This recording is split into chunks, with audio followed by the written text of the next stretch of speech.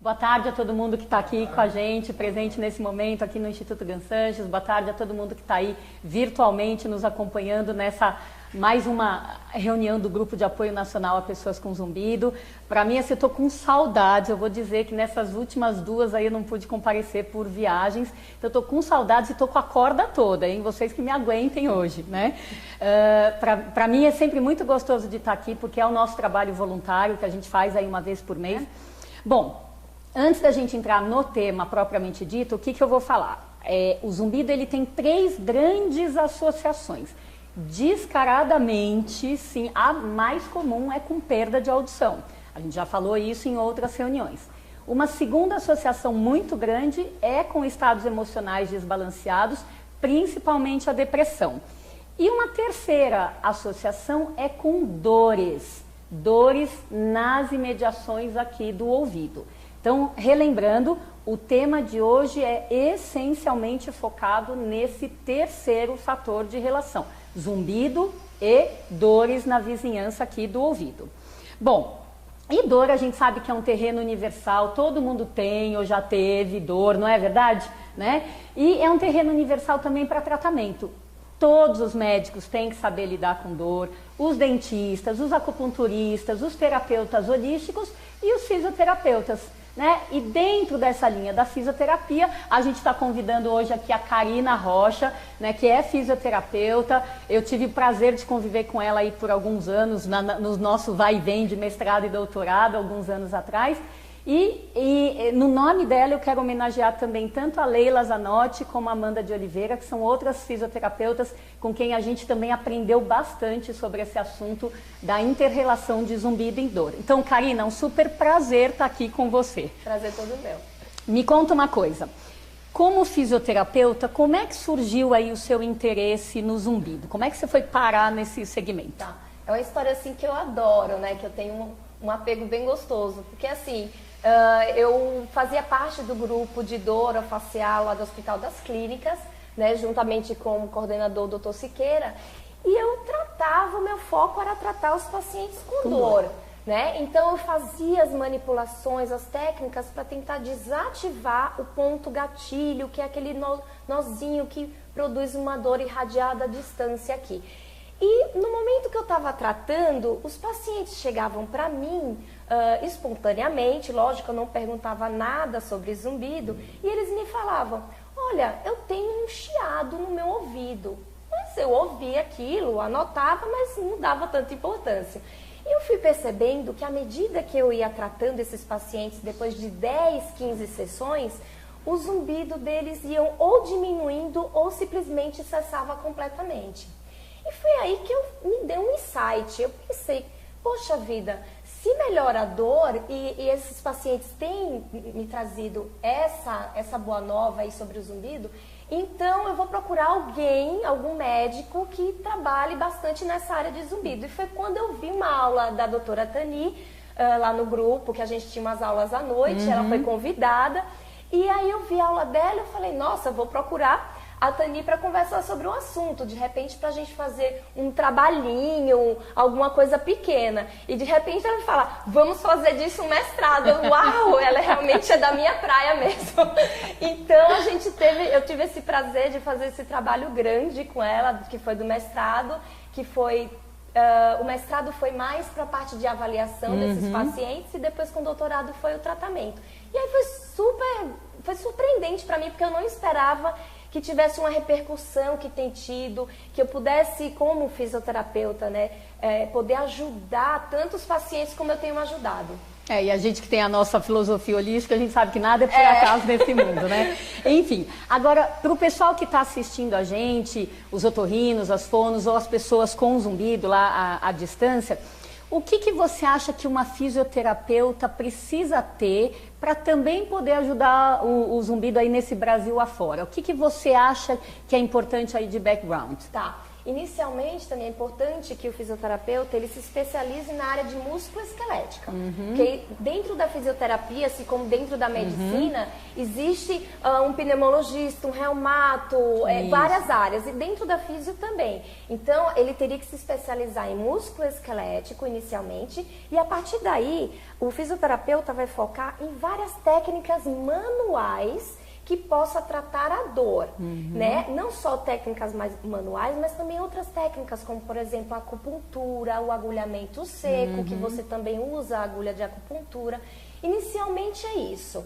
Pegando esse início, aí o profissional, o fisioterapeuta, ele tem que pegar agora a parte teórica sobre zumbido. Entender o que causa a fisiopatologia do zumbido, como fazer um diagnóstico, porque a maioria dos pacientes, eles são tratados por uma equipe multidisciplinar. E para isso a gente precisa ter conhecimento para poder discutir com um médico, para poder a gente ter uma conversa um pouco mais ampla, mais rica, com um endócrino, com um psicólogo, um psiquiatra.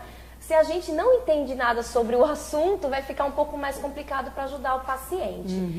E eu acho que a terceira coisa que eu tenho aprendido muito na minha prática clínica é o que eu poderia chamar de manejo, né? Então, a gente tem que saber o manejo físico, como tratar o músculo, a articulação, mas também o manejo psíquico. Porque a gente, Tani, lida com o paciente com zumbido por um período de médio a longo prazo, semanalmente, muitas vezes de 1 a 2 vezes por semana. Então a gente cria um vínculo com esse paciente e a gente tem uma ferramenta muito boa, que é conseguir orientá-lo e tratar toda a parte emocional junto com a parte física. Então são pacientes extremamente ansiosos, que estão angustiados com aquele sintoma. Então, se o fisioterapeuta também não tiver esse tato, essa sensibilidade para saber lidar, eu acho que vai perder muito do tratamento. Concordo em gênero, número e grau. Agora, deixa eu só frisar uma coisinha, porque eu me lembro que quando você começou, você tinha uma prática de avaliar, se não me engano, eram 9 músculos de cabeça, pescoço e cintura escapular, que você analisava bilateral, né? E você, como você falou agora, você fazia isso no começo focando a dor. Você acha que um fisioterapeuta que está acostumado a manipular, a testar esses 9 músculos, mas nunca pergunta sobre zumbido, ouvido tampado e tontura, você acha que se ele simplesmente começar a perguntar desses sintomas também além da dor, já seria um bom começo? Muito, porque realmente na minha avaliação física, uma das primeiras partes que eu faço é avaliar esses pontos, esses trigger points, os pontos gatilho nessa região de ombro, pescoço e face. E a partir dessa palpação, dessa pressão que eu faço nesse ponto, eu vou perguntar não só da dor, mas se o zumbido aumentou de intensidade ou se diminuiu, se o tipo de som que a pessoa ouve, por exemplo, um apito, um som agudo, de repente ele se transforma num som mais grave. Isso quer dizer que existe um link entre a parte muscular com o zumbido, e também sobre tontura e essa ouvido tampado, né? Que é uma das coisas que a gente, como otorrino, sempre pensa no ouvido tampado ou como um problema do nariz, né? Da tuba auditiva, ou com problema de jejum prolongado, ou com problema de hipoglicemia. Mas assim, foi vendo uns pacientes com você e alguns outros também, que a gente viu que às vezes o paciente com um ponto aqui no esternocleido, você aperta, destampa o ouvido. Se eu não tivesse visto isso, em nenhum livro você encontra isso, né? Então são coisas que essa prática essa experiência que vai mostrando mesmo.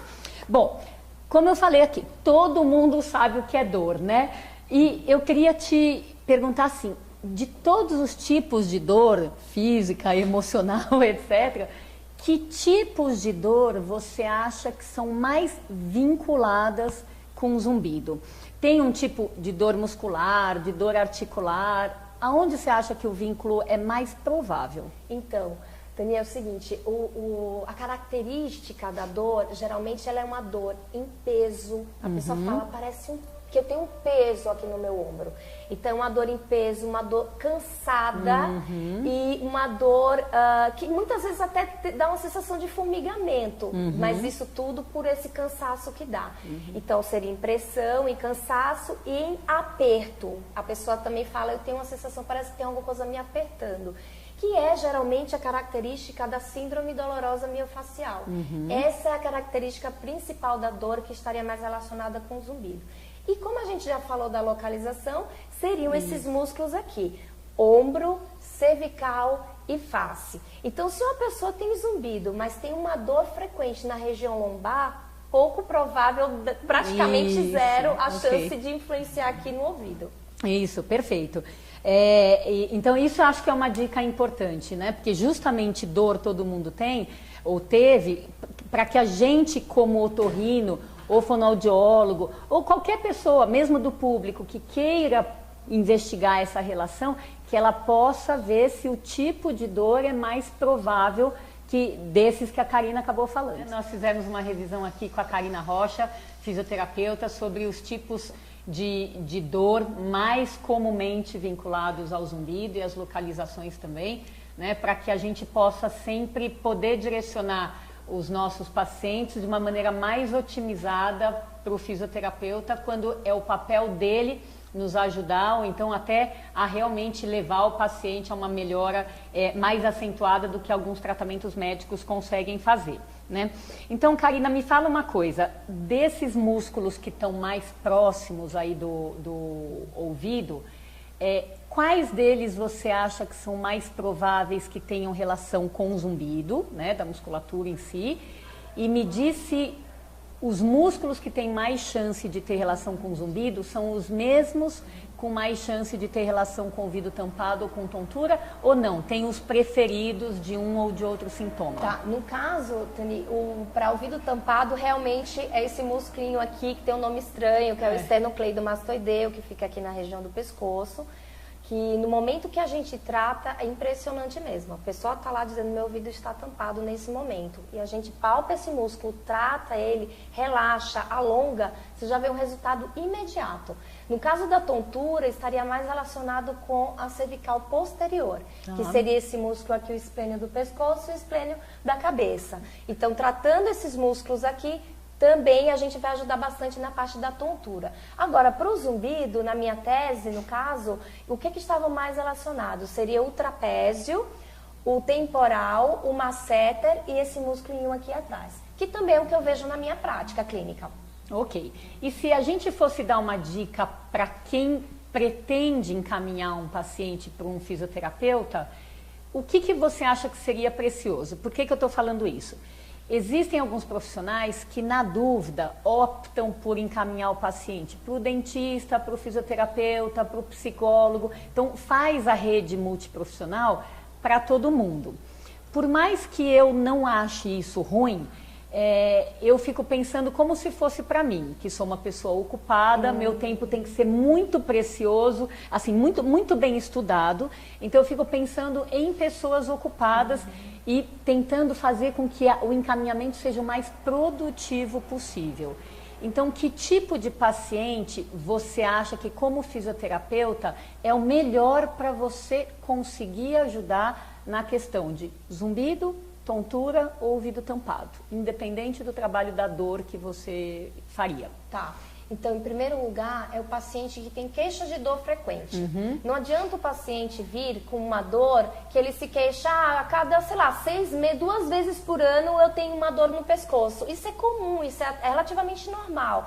Então, o médico, o otorrino, ele precisa verificar primeiro se a dor ela é frequente, se é diária, se é constante ou semanal. É uma coisa que a pessoa se sente incomodada. E se essas dores estão localizadas nessas regiões que eu acabei de falar. Esse é o primeiro ponto, né? O segundo, Tani, muitas vezes o próprio paciente, ele já vem se queixando de modulações que ele observa no dia a dia. Sim. Então ele fala assim, eu noto que quando eu abro muito a boca, ou eu aperto os dentes, ou quando eu faço um movimento no pescoço, como flexionar o pescoço, ou fazer uma extensão, eu noto que o meu zumbido altera a intensidade, ou ele aumenta ou ele diminui. Isso, se a pessoa não trouxer para o profissional, para o médico pode perguntar isso, porque às vezes ele fala, é verdade, parece que muda mesmo.